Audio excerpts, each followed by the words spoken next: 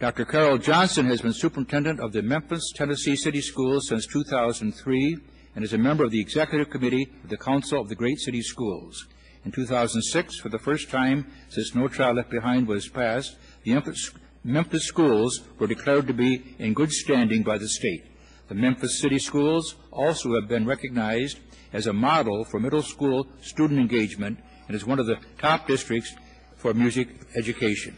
Good afternoon, Chairman Kildee, Congressman Castle, and members of the subcommittee. I'm Carol Johnson, Superintendent of the Memphis City Schools. I've been in Memphis for 4 years and 6.5 years in Minneapolis, Minnesota before that as Superintendent. Thank you for the opportunity to testify on flexibility issues under No Child Left Behind. This school year, I'm really proud to say that the state of Tennessee declared Memphis City Schools to be in good standing under No Child Left Behind. It was the first time since No Child Left Behind has been put in place. In 2004, we had about 62 schools that were deemed high priority by the state. And indeed, we have a lot more work to do, but today we have about half that number, about 36 schools. The Council of Great City Schools in their Beating the Odds report reported that our school district was making faster progress than the state. And we believe that flexibility means different things to different people. And so my comments today will really focus a great deal on where we think the flexibility should occur. But before I begin, let me just say that I think that No Child Left Behind is at a critical juncture where failure to address concerns about the implementation threatens to undermine its original and noble purpose of creating academic success for all students. So I hope today, and as you review the bill, that you will certainly look at ways to enhance the flexibility that I think is desperately needed. Today, I'd like to briefly summarize 5 key points: school intervention and improvement framework, a little bit about the growth model and data systems, transferability, and staffing high priority schools.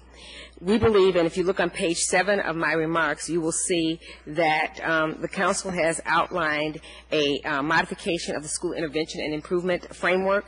The chart attached to my testimony on page 7 illustrates our proposal and how it compares with the current law.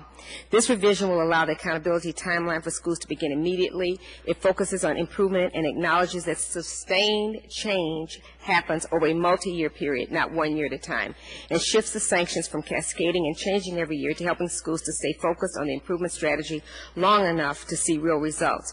And further, in the red boxes, it separates, and I think this is consistent with Secretary Melmer's comments, it separates those schools that are pervasive and persistent failures to those schools that have some, maybe one subgroup having difficulty. It does retain the parental choice that would remain, and it mutes the effects of receiving late test data from the state and gives schools additional flexibility in the use of funds.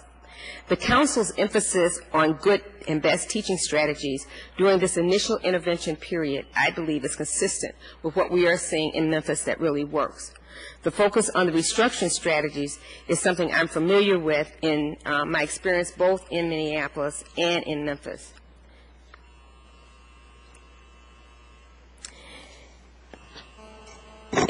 Over the past 3 years, we have restructured, or fresh started as we call it, 8 schools in Memphis, and we began restructuring 4 additional schools this fall. Of the 8 schools that have been restructured, 6 now have made adequate yearly progress after failing to make AYP for 6 consecutive years. The Memphis City Schools restructuring model is known as Fresh Start, and before we decide to restructure a school, we don't just rely on the test score data. We have a Baldrige team of external examiners come in and work with us to look at all aspects of the data, including survey data and other things about the school climate.